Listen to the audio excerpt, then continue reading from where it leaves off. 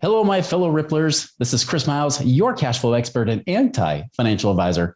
Welcome to our show that's for you. Those of you that work so hard for your money, and you want your money to start working harder for you right now. You want that freedom and cash flow today, not 30 or 40 years from now, but right now, so you can live that life that you love with those that you love. But most importantly, guys, it's not just about getting rich, it's about living a rich life, because as you are blessed financially, you have greater capacity to bless the lives of others. And that's exactly what we're here to show you guys today. So grateful to have you on. Thank you for tuning in. You're binging, you've been sharing with others. And I cannot appreciate any more how much you guys really do and making the show amazing. So thank you for tuning in. As a reminder, if you guys are looking for other ways to create passive income, or you're looking for ways to deepen that understanding, go to our website, moneyripples.com, check out the passive income calculator to see how much passive income you can create in the next 12 months. So check that out now. Chris Miles was able to retire twice by the time he was 39 years old, but he's not content to just enjoy his own financial freedom and peace of mind. Chris wants you to have your own ripple effect so you can live free today. He's not the financial advisor you expected. He's the anti-financial advisor you deserve. He's jumping behind the mic right now, ready to make waves. Here's Chris Miles. All right, guys. So I got a special guest here today. Someone that I've followed for years. And finally, I thought, why not have him on this show?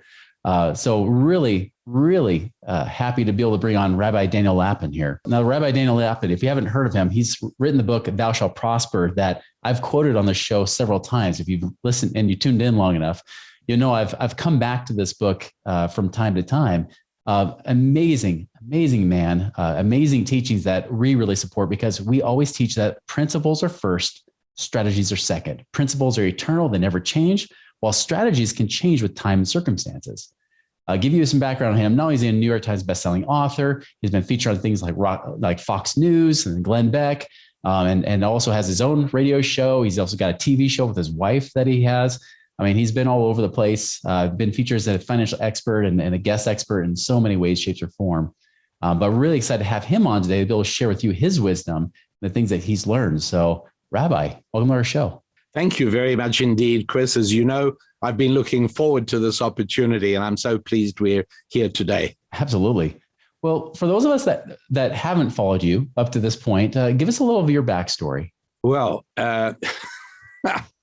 that's always a dangerous thing to ask a rabbi, you know, and we have limited time, and I like measuring a show in terms of its punchiness, in terms of its value nuggets per minute of show. So I don't want to drain that in any way at all. I want to make sure that our audience gets maximum real, practical, strategic value from our time together. But in a nutshell, I, after a fair amount of time in the Jewish rabbinate, I found myself having written a book called America's Real War.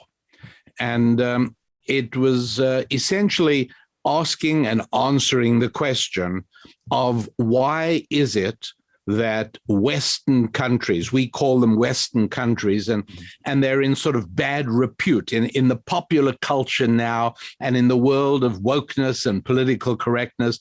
The West is evil because it was imperialistic and colonial, et cetera, et cetera. Yep. But nonetheless, is it true that the West prospered on the backs of its colonies in Rhodesia and South Africa and Canada and Australia and New Zealand, and Belgium's in the Congo and Germans in East Africa? Did all these countries, and Sweden, well, Sweden didn't really have any colonies, but they also prospered, and France and Italy, you know, what's really going on? Is that true?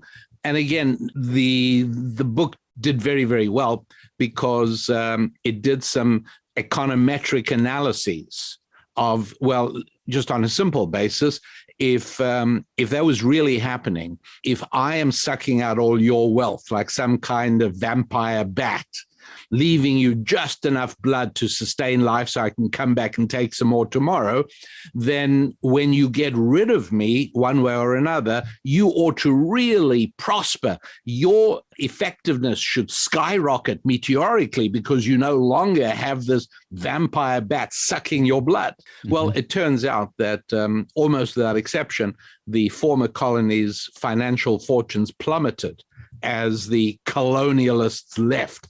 That didn't make any sense. And furthermore, once computers came along and people doing PhDs in economics began to flourish and desperately search for new areas to write dissertations on, one of the interesting ones was to apply very meticulous econometric analyses to the books of colonial companies like the Dutch East India Company and the English East India Company, and to discover that actually much more wealth was put in than taken out in terms of actual cash. The building of railroads and the creation of infrastructure. These were all things that were done by the colonials wherever they were. So anyway, the book did very well, and I found myself being invited to speak for non-Jewish audiences. So for the first time in my life, this rabbi finds that he's speaking to audiences that are for the most part Christian rather than Jewish. And I enjoyed it very much, and I got to meet a whole lot of very interesting people, and I met a whole lot of pastor friends whose courage and leadership I grew to admire. And little by little, as people began to feel more comfortable with me, Chris, they began to ask a fundamental question, which got asked to me so many times that I finally could no longer ignore it. Do you know what the question was? I could be completely wrong, but it would be, why have the Jewish people prospered so much over time? That's exactly the question. You're 100% right. How come Jews are so disproportionately good with money? Mm-hmm. Why is it that with 1.5% of America's population being Jewish, that means that on the Forbes list of 400 richest Americans, statistically, there ought to be 6 Jews. Okay, fine. Margin of error, 10 Jews. But why are there always between 60 and 100?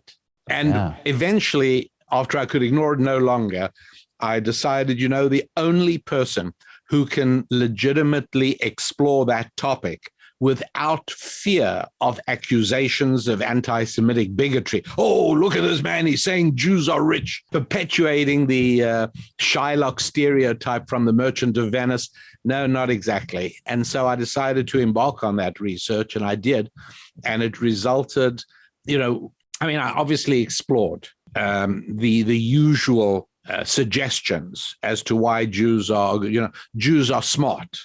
Well, is smartness a parallel correlating phenomenon with financial success? In other words, are they paralleled? As intelligence goes up, does income go up? Does revenue go up? Does business success go up? Actually, it doesn't. At the upper reaches, those people usually work on the faculties of major universities, and being in the financial industry that you and I both are, we know that there are very few people who are less adept at finance than university professors. And so intelligence doesn't correlate. What is it? Is it that Jews are circumcised? Well, if that was so, I know many guys who'd prefer poverty. So it's a tough one. And I finally arrived at the solution. Astonishingly, it had nothing to do with being Jewish. And once I realized that it was in everybody's interests, most of all mine, if everybody could be introduced to these qualities, because it's not a finite pie. I don't do worse if everyone around me does better. In other words, if I'm a plumber and I parachute into a new country to start a new life, would I like to live in a poor neighborhood or a neighborhood of very wealthy people? There's no question I'd like to be in a place where people can afford to pay for a plumber's services. In a very poor neighborhood, I'll starve because everyone will either leave the dripping faucet or solve them themselves, but nobody will use me. Mm-hmm. And so it was my goal to encourage as many people as possible to employ the specific tips and tools and techniques that have worked so well for the people of Israel in good times and in bad, and in hospitable, wonderful countries like the United States of America, as well as vicious, oppressive regimes. Jews have routinely done disproportionately well with money. And once I discovered that I could condense all of that into 10 fundamental principles and then expand on them in a way that would allow anybody of any background or no background to practice those in their own life and to deploy those techniques for the benefit of increased revenue, I was up and running. I found my mission. Yeah. And I've noticed too that this is something that's culturally not just one group of Jewish people. It's been across the board. I know my wife, she's South American by birth. She, of course, has a lot of Sephardic Jewish background. And as she went through her family history, realized that they were in positions of power. But of course, the Spanish Inquisition drove them out. And that's what got them to colonize and start establishing a lot of South America. But still, they carried that with them, where many of them prospered even in South America, starting over from scratch under threat of death. That's an excellent point. You're right. Absolutely. And some of them fled to Holland and arrived penniless in Holland. And within not too many years, they were on top of their game again and prospering mightily. Right. And of course, we encourage everybody to read the book because there's no way we can cover all of this in one show. But give us just a few of those principles, because and like I mentioned in the beginning, it's about principles versus strategies, because the strategies are an extension of those principles being applied. What do you feel are some of the most important principles applied that have really worked over those years? Well, the important thing is, I take that back, because sometimes people say, well, tell us the one most important rule for making money. Never just one. And I say, yes, of course. I mean, anyone would think you and I have prepped this show already. But no, of course, the most important thing about making money is to know there is no one most important thing. So I'm not going to take that approach at all. But there are important principles. And one of the important principles is to know the difference between a principle and a trick. You know, I happen to like the art of magic and illusion and entertainment in that fashion.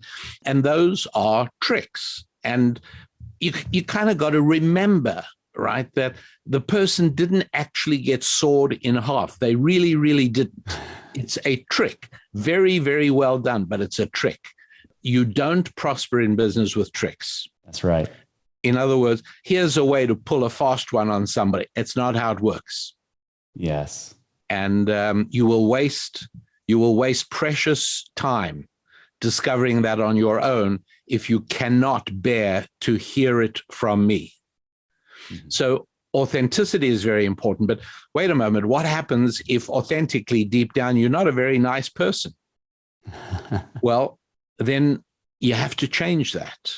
But wait, I'm not interested in morality or goodness. I'm interested in making money. Yeah, me too. And I'm showing you the right way.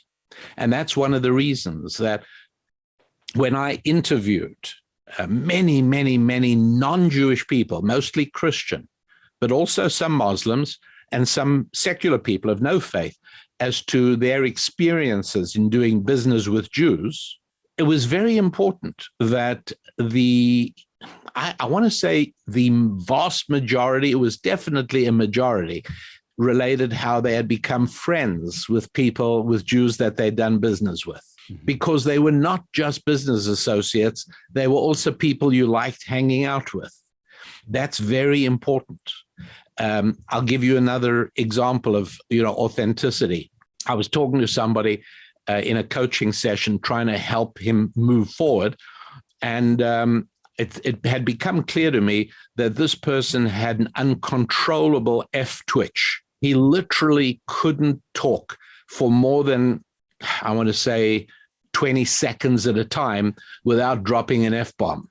It wasn't offending my ears. It wasn't, but I did say to him at one point that we are going to have to work on that, because that's a hindrance in business. It just is, because most people wince when they have F-bombs flung at them. And you don't need somebody you're proposing a deal to or somebody you're trying to work out a transaction with. You don't need them wincing. He said, Rabbi Lapin, I'm not an idiot, I don't do that when I'm talking to people in business. And I said, with all due respect, you are an idiot, because there's something you obviously don't realize. And that is that you are so accustomed to it. He said, I don't drop it in. It never happens. I said, I believe you. But what you're not realizing is that your brain is a very fast computer. It's superior to any computer, but computations still take time.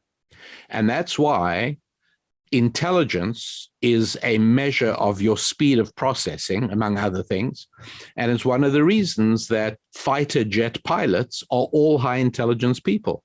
Why? Why can't they just people who've learned to be good at video games? And no, because if you don't learn and have the ability to process huge amounts of incoming data very quickly, you die.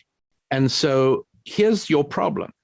I know you don't drop an F-bomb, but what happens is that when you are in conversation with a business associate or prospect, and whereas in normal conversation, you at that point drop an F-bomb, your mind actually takes a finite moment of time to process out the F-bomb and substitute a more socially acceptable word. Now, from your angle, inside your brain, you don't notice that time gap, but I do.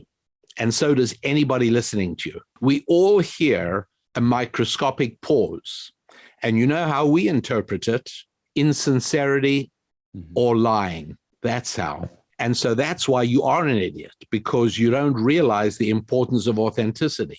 You think you can fool people into believing that you are capable of a regular conversation that is courteous and respectful.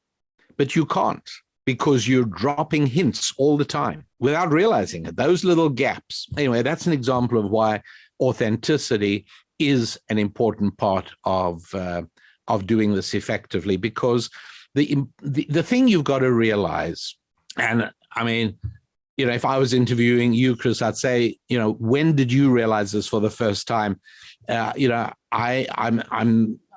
sorry that I took so long. I mean, I should have realized this when I was 15 years old. I didn't. I was well into my 20s, and that is that money is made only when one human being serves another human being. Definitely. Now, it might be a corporation providing insurance services to another corporation, but even that only happened because two executives sat over lunch one day and they said, why don't we try and see if there's a match with your need for insurance and our ability to provide coverage? That's why. And money only happens when money comes about when one human being serves another human being. That's the only time it happens. And when we choose who is going to serve us, we all choose people whom we know, we like, and we trust. That's right. And so it's important to know a lot of people. What happens if I'm an introvert? I just don't like hanging out with people. Well, exactly what happened when you were a teenager with pimply acne all over your face. You didn't say, oh, well, I'm just a pimply guy. Mm-hmm. You spent the equivalent of the gross domestic product of some small country on pharmaceuticals to clear your complexion. Well, in the same way, being an introvert is like having a pimply face. You got to stop it. What rule is there that says that what you are is what you will be? We're not cats or cows or camels or kangaroos. We're human beings. And I certainly don't want to be judged on the basis of who I was 10 years ago. I'm better than I was 10 years ago. That's right. And so it is. We have techniques to help you overcome introversion and to actually find joy and love and passion in meeting new friends and making new friends and building your social circle. And being likable, so you are a liked person, that's important. And being trustworthy so that people, that's worthy. Now you work on all those things and you'll be astonished how your phone will keep ringing. Mm-hmm. That's right. And still be authentic to you. Doesn't matter how introverted you are, you're still being you, just being the version of you that allows people to be able to be open and trust you, right? Precisely. Yeah. Now, I know one thing, we talk about this all in the show a lot about dollars following value and serving people, that it's really just evidence of serving people, solving problems and giving them. one thing I remember from your book that stuck with me, that was a kind of a cool perspective, was how both sides of the transaction, both people are saying thank you. Could you explain a little bit about that? Yes. Ayn Rand put it nicely. I think she once said that there are only two ways of making people do what you would like them to do. And one is with a gun and the other is with money. Now, I'm not sure she's 100% right on that, but like many aphorisms, there's enough truth in it to warrant paying a few moments of attention to it. Mm-hmm. And the idea is that if you have a dollar in your hand, and we now talk about how you got that dollar, I can almost sound like a mind reader, because I will say to you, look, if you did not point a gun at the convenience store clerk and empty his cash register, and if you didn't mug a little old lady and take her pocketbook, and you didn't defraud anybody, and you didn't elect a governmental representative who confiscated that money from your fellow citizens and gave it to you, if you didn't do any of these nasty enterprises, then the only way you have that dollar is because another human being voluntarily placed it in your bank account or in your fingers. Why would they have done that? Well, the only reason they would have done it voluntarily is because whatever it was you did for them in exchange, in goods or services, well, it was more valuable to them. And so, you know, when I buy a pair of shoes with lights that flash in the heels when I walk, and let's say I spend $20 and I step out of the store, you know, imagine a refugee from Cuba has just swum ashore, and he watches this transaction, and he says, well, in Cuba, they told me that this guy has just been exploited by the evil store owner capitalist. And so I think I'll go over and help him. And as a new American, I want to help other Americans. And so he comes over, taps me on the shoulder, and I'll spare us the dialect here, but our newly arrived Cuban immigrant says, hey, what's these new shoes you got? I just bought them. You like them? Yeah, good. How did you get them? Well, I gave $20 to that guy in this. Look, $20 for that? He exploited you. You don't realize that. What are you talking about? I've been searching for these for weeks. And what's more, he went down on his knees in front of me and took off my old shoes and put on these beautiful new shoes. And he asked me if I'm comfortable, and then he wished me have a nice day. What are you talking about? He says, look, I'll prove it to you. You got ripped off. Here, I'm going to give you $10 for those shoes. And I say, buddy, you may have swum ashore here, but you're still wet behind the ears. You got a lot to learn. He says, you're not going to take $10 to get money for these useless shoes you just paid for? No, I'm not taking $10. He's all right, I'll give you $20. I said, no deal. I'm not interested. Why would I do that? I just would have to go and look for another pair of shoes in my size. He says, okay, how about I give you $30 for them? But now he's getting worried.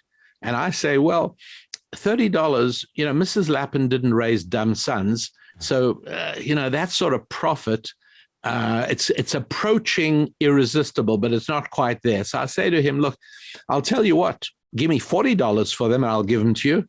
Well, whether he takes my offer or not doesn't matter, because the important thing is we have just right now established what the net value on my balance sheet is of this transaction I've just engaged in. It's true I lost $20, but I've gained something which is valued at $40. Now, I know that using GAAP accounting procedures, which was established by the SEC in order to standardize investment calculations on the stock exchange, GAAP accounting would be slightly different. But the reality of it is that I've just proven that its value to me is $40. I won't accept less than $40. So now we know its value. So I have benefited by $20 by buying these pair of shoes. Why wouldn't I be happy? Mm-hmm. So the Cuban runs to the store owner, and he figures, well, he must have had it backwards. If he didn't exploit me, I must have exploited him. So he says to the store owner, come, I'm a big guy. I'll help you chase Lapin and we'll take your shoes back. Are you crazy? Why would I want to do that? I buy those shoes, for argument's sake, let's just say the retail markup is 100%. I don't know what it is in the shoe industry, but I paid the wholesaler $10 for that pair of shoes.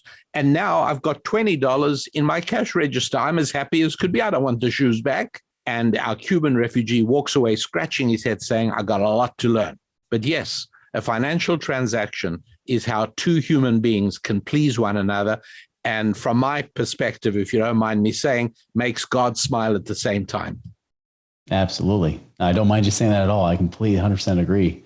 Yes, that's the funny thing is the one thing that the shoes aren't worth is $20 because it's obviously worth more than $20 to you. And it was worth less than $20 to him, which is why it was a win-win transaction, right? That's a really good point. I never thought of that. And you're exactly right. The one thing we know is it's not worth 20. Yes, exactly. Yeah.